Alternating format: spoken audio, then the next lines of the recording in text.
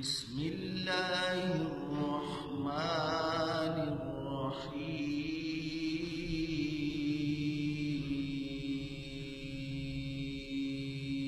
الرحيم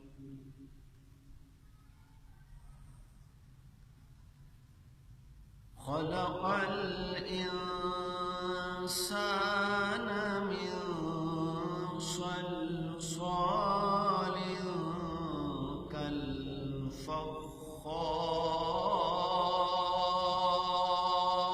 كالفخار وخلق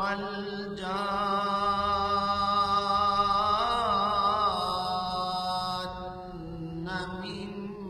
مارج من نار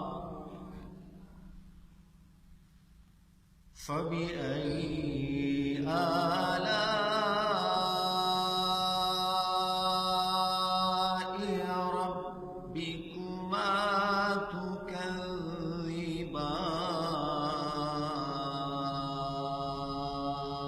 تكذبان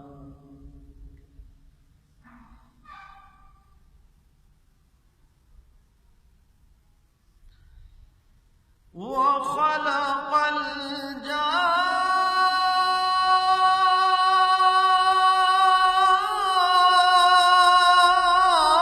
الجان من مارج من نار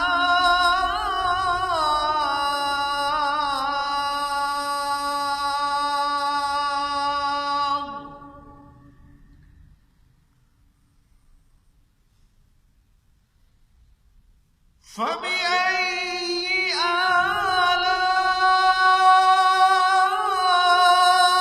آلاء ربكما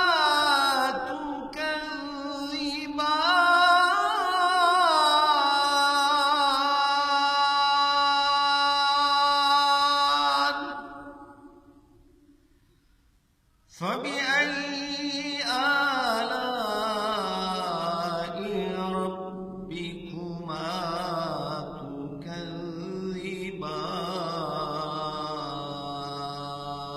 تكذبان صدق الله